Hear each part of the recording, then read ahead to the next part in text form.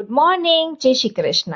આજના બ્લોગની શરૂઆત મારી રાધાના દર્શનથી કરીએ। પહેલા એને સરસ મજાનું માથામાં તેલ નાખી દીધું અને આજે તો મેં એને છે ને 3 ચોટલીઓ વાળી દીધી હતી। જુઓ કેવી લાગે છે મારી રાધા 3 ચોટલીઓમાં।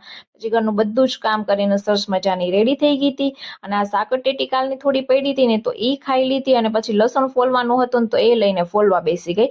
બપોર પડતા જ મેં છે ને કેરીનું સલાડ બનાવ્યું છે। જ્યાં સુધી કેરીની સિઝન છે ને ત્યાં સુધી અમારા ઘરે છે ને સાંજે અને સવારે 2 ટાઈમ કેરીનું સલાડ તો ફરજિયાત બને ને બને જ। પછી છે ને સરસ મજાનું જમવાનું લઈને જમી લીધું અને સુવાનો ટાઈમ હોય ને એટલે અમારે રોજનું આવું હોય। પહેલા બધા ઢીંગલાઓને આરામથી સોવડાવવાના ને પછી અમારે ટાઈમ રહીને તો સુવાનું, નકર પછી ચાલ્યું એમનેમ જાગતું જ રહેવાનું।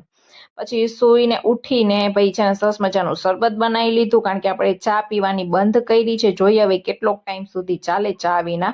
અને પછી છે ને આ કેરીનું છે ને ઇન્સ્ટન્ટ આચાર છે અને છે ને મેં આ બનાવ્યું છે પણ સાંજે તો સાવ પૂરું થઈ ગયું હતું। ચિરાગને એટલું ભાવ્યું હતું અને પછી જે આ વાવાઝોડું જે ફેલાણું છે ને એને બધું સરખું સમેટી લીધું। પહેલા તો કચરું કાઢ્યું ને પછી ફરીથી પોતું મારી લીધું।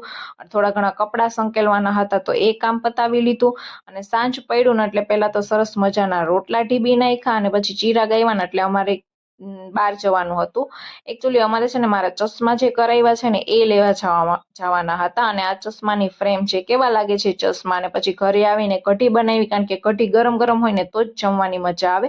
અને પછી સરસ મજાની થાળી લઈને જમવા બેસી ગયા। તો વિડીયો ગમ્યો હોય તો લાઈક, શેર એન્ડ કમેન્ટ કરજો અને અહીં સુધી આવ્યા છો ને તો મારી ચેનલને સબસ્ક્રાઇબ કરીને જ જાજો।